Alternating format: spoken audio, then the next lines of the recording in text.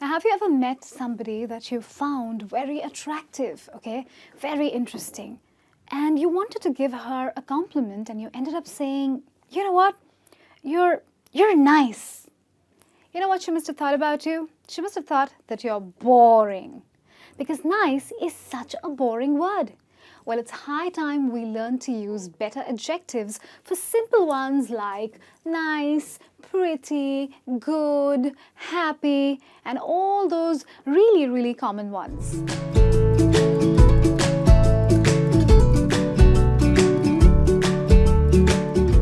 A very warm welcome to today's lesson. My name is Reema, and today's lesson is going to be very interesting because it's about using interesting adjectives. Now let's start with the very first one, nice. We just spoke about this. So nice could be used as a compliment, or nice could be used to describe a certain object. So you could say, that dress, it's nice. Or you could say, that dress is very pleasing. Or if you're describing a person, instead of saying something like, she's nice, you could say, you know what, she's very likable. Likeable sounds so much better than nice. Then of course, if you really like someone's personality, you could describe it as a pleasing personality. So, I find her personality very pleasing. Now, if you see a lady or a person who is really full of good manners and good behavior, you could call that person nice, which like I said is boring, or you could use the word gracious. I think your manners are extremely gracious. Wow, that word actually sounds like a compliment, right? What a beautiful adjective. And if you think a person's always very nice, very well behaved, very pleasing, all of the above actually, the person's nice, likable, pleasing and gracious, you could just say, she's always very cordial. So if you know somebody who's always behaving really well, who is very well behaved, polite, nice, likable, pleasing, gracious, you could just say, she is one of the most cordial people that I have met. There you go. So I'm sure it was very interesting to learn different words for the word nice. But how about a word like bad? Now, bad is a negative word, but sometimes bad is too weak to actually convey our feelings. Imagine you're having a really bad day at work and you go to your colleague and say something like, my God, I'm having a bad day. Sounds okay, but how about you give it a more powerful adjective like, I'm having an awful day. I think this word is so close to what you're really feeling. I'm having an awful day. Or if someone behaves badly with you and you want to tell somebody, well, that was bad behavior. How about you get a little stronger and use the adjective rotten? Now, I know rotten is generally used to refer to fruit or food or something like that when it goes bad. But how about you use it for someone's behavior and say, that is absolutely rotten behavior. Now, that sounds powerful, and I'm sure you really feel like you're truly expressing your feelings. Moving on, if someone is being bad to you, or you find someone to be a bad person, you could actually call that person nasty. She is such a nasty girl. She just behaves in such a nasty fashion. That's like giving power to your feelings. Now, if you know somebody who is always behaving badly, who has bad thoughts, bad behavior, who says, bad stuff to you, you could call that person wicked. Yeah. So you could say, my God, he or she is quite wicked in their ways. So the next time something bad happens to you, don't go on the weak side. Don't just stick with something like bad. Use really amazing and interesting adjectives and give power to your feelings. Moving on, I have for you something that we all like to be happy. Yes. Sometimes when you're happy, or very happy for that matter, the word happy just does not do it. So imagine if you see a happy face on the road, you could call it a cheerful face, a face which has a smile on it. So yes, happy can be replaced with the adjective cheerful. Of course, sometimes some people just make you happy. And you could say, I'm happy to see you. I'm so happy to see you. I'm very happy to see you. Or you could say, I'm so glad to see you. And that will make the person realize how really happy you are to see him or her. So glad is a great replacement. Moving on, sometimes we have big successes in life, that big job or that big appointment that you really wanted, and you'd say, I'm happy I got the job. Or you could say, I'm elated I got the job. There you go. Elated seems extremely powerful, right? So yeah, these are the words that you could use: cheerful, glad, elated. There's one more word. Okay, now this one's a little tricky, so I want you to pay attention. Okay, let's say if you think somebody is generally a happy person.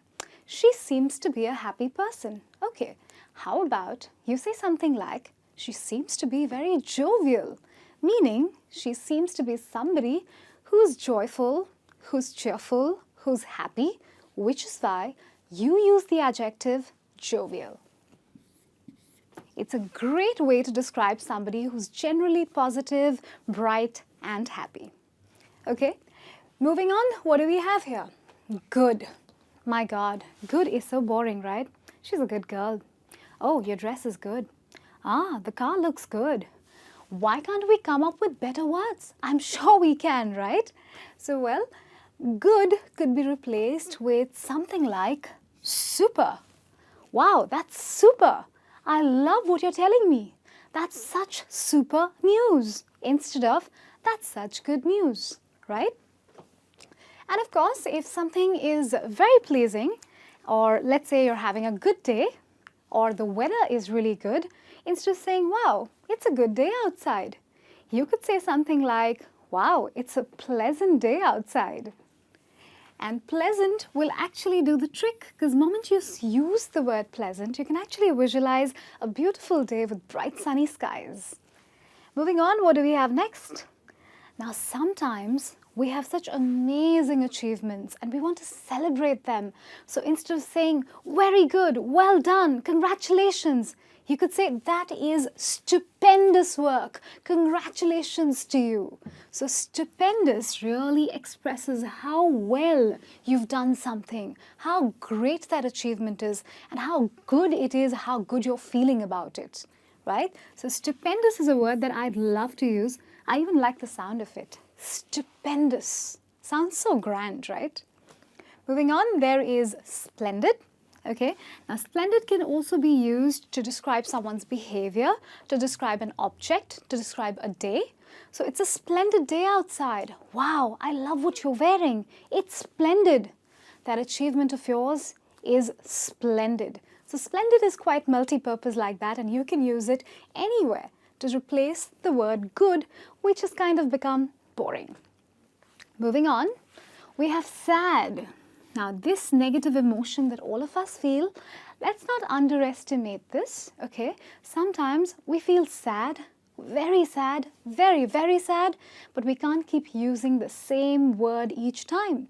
So what I've done is, I've got you different words to express the word sad, okay? Now, these adjectives will do the job very nicely. Let's say you're feeling very sad. I'm feeling really sad today. Or you could say, I'm so gloomy today. The weather is so gloomy today.